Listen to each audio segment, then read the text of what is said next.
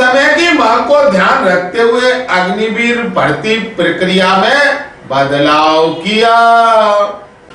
सेना भर्ती में अग्निपथ स्कीम का सबसे ज्यादा विरोध ग्वालियर और चंबल अंचल में हुआ था, लेकिन इस विरोध के बाद भी सबसे ज्यादा यहीं के युवा अग्निवीर भर्ती रैली में चयनित हुए। अभी तक अग्निवीर भर्ती में चयनित हुए 400 अभ्यर्थी ट्रेनिंग के लिए देश के अलग अलग शहरों में स्थित सेना के ट्रेनिंग सेंटर के लिए रवाना हो चुके।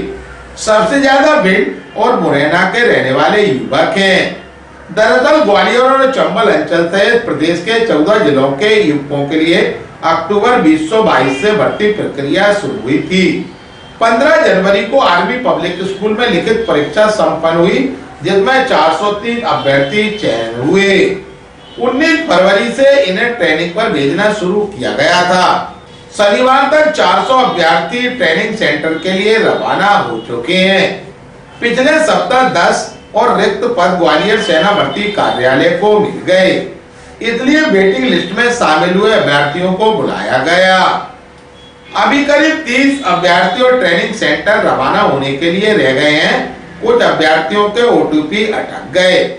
जितने अभ्यर्थी चयनित हुए उसमें से 35% अभ्यर्थी भिंड और मुरैना के रहने वाले हैं। ग्वालियर से भी करीब 30 युवक अग्निवीर बने। वहीं सेना भर्ती ऑफिसर के डायरेक्टर कर्नल संतोष कुमार का कहना है कि अब नियमों में बदलाव किया गया, साथ ही पारदर्शिता लाई गई है। इसके साथ ही 7 स्टेप्स को फॉलो करने के बाद अब युवा अग्निवीर बन सकते हैं। ग्वालियर अभी तक से चर्चा के दौरान ग्वालियर सेना भर्ती कार्यालय के डायरेक्टर कर्नल संतोष कुमार ने कहा, इंडियन आर्मी ने अपनी रिक्रूटमेंट पॉलिसीज में काफी बदलाव लाया है। इसी के तहत अग्निवीर या अग्निपथ का प्रोसीजर लाया गया था। इस साल उस प्रोसीजर में भी कुछ एक तब्दीलियां लाई गई हैं। इस साल यानी कि 2023 और 2024 में होने वाली भर्ती में जो चयन प्रक्रिया है वो 4 चरणों में पूरी की जाएगी। पहले चरण में कैंडिडेट्स को www.joinindianarmy.nic.in पर अपने आप को रजिस्टर करना पड़ेगा। रजिस्टर होने के बाद कंसर्न एआरओ ऑफिस, अलग जो इंडियन आर्मी में अलग अलग एआरओ के ऑफिस हैं, वो अपना नोटिफिकेशन जारी करेंगे। इस साल एआरओ ग्वालियर ने अपना नोटिफिकेशन 15 फरवरी से जारी कर दिया है, जो कि 16 मार्च तक लाइव रहेगा।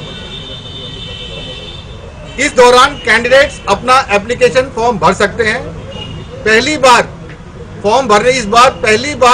कैंडिडेट्स को फॉर्म भरते समय एग्जामिनेशन फीस भरना पड़ेगा। ईडीसीआई जो कि ऑनलाइन एग्जाम कंडक्ट कराएगी, उसने एग्जाम कंडक्ट कराने के लिए प्रत्येक कैंडिडेट से 500 रुपए की मांग की थी, क्योंकि भारतीय सेना को लगा कि यह 500 रुपया शायद कुछ कैंडिडेट्स के लिए ज्यादा हो सकती है, इसलिए यह डिसीजन लिया गया कि इसमें से 250 रुपए भारतीय सेना खुद देगी और बाकी के 250 कैंडिडेट से लिए जाएंगे। तो ऑनलाइन एप्लीकेशन भरते समय कैंडिडेट्स अपने debit card, credit card, UPI के तहत या नेट बैंकिंग के मदद से ये 250 रुपया जमा करा सकते हैं। जैसे ही एप्लीकेशन कंप्लीट होगी और यह 250 रुपए की फीस पूरी हो जाएगी तो एक एडमिट कार्ड और एक रोल नंबर जनरेट होगा, जिस पर डिटेल्ड इंफॉर्मेशन लिखी होगी कि कैंडिडेट्स को कौन से दिन और कहां पर आकर एग्जामिनेशन देना है। तीसरे चरण के तहत कैंडिडेट्स को लिखे हुए समय और तिथि पर जाकर एक कंप्यूटर बेस्ड ऑनलाइन एग्जाम देना है, जो कि 100 नंबर का होगा और 1 घंटे का होगा।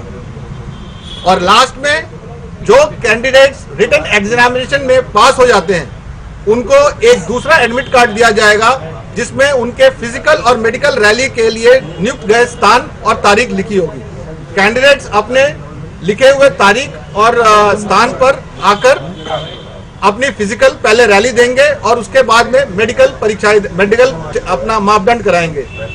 फिजिकल और मेडिकल मापदंड में पिछली रैलियों के तहत कोई भी फेरबदल नहीं किया गया है। जो मापदंड हमारे पहले थे वही मापदंड रहेंगे।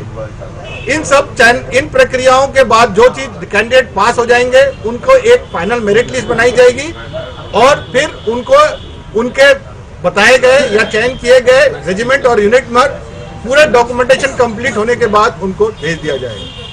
क्योंकि ये एक प्रक्रिया नई प्रक्रिया है और हम चाहते हैं कि किसी भी कैंडिडेट्स को कोई असुविधा ना हो, इसलिए भारतीय सेना ने कैंडिडेट्स को रजिस्टर करने के लिए कि अपना रजिस्ट्रेशन कैसे करें, अपना ऑनलाइन फॉर्म कैसे भरें या यह ऑनलाइन एग्जाम किस प्रकार से होगा, इसके मदद करने के लिए हमने डिटेल वीडियो बनाए हैं और उसका लिंक आपके राइट साइड बोर्ड पर लगा हुआ है, जिस पर वो क्लिक कर इस पूरी प्रक्रिया को एक वीडियो एनिमेटेड वीडियो के माध्यम से अच्छी तरह से समझ सकता है।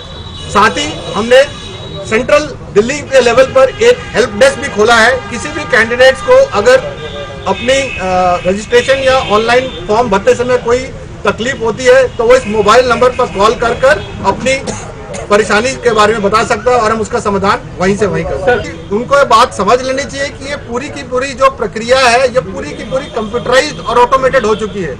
अब इसमें किसी भी प्रकार की शोर सिफारिश या जो ठग हैं, जो टाउट हैं, जो पैसे लेकर भर्ती प्रक्रिया में कुछ चेंजेस करने की जो बात कहते हैं या कैंडिडेट को करा देने की बात करते हैं, वो बिल्कुल ना के बराबर है। तो मेरे कैंडिडेट से अनुरोध है और उनके साथ ही उनके अभिभावकों के यानी उनके पेरेंट्स से भी अनुरोध है कि किसी भी प्रकार के ठगों के इस बहलावे फुसलावे में ना आए।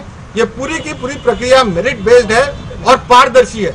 इसमें किसी भी प्रकार का कोई भी ठग इसमें हस्तक्षेप नहीं कर सकता है और अगर कैंडिडेट में अपना कैपेबिलिटी है और उसमें आत्मविश्वास है तो किसी के सहारे, किसी बिना सहारे किसी के वो इस चयन प्रक्रिया को पास कर देश में अग्निवीर बनकर देश की सेवा कर सकता है।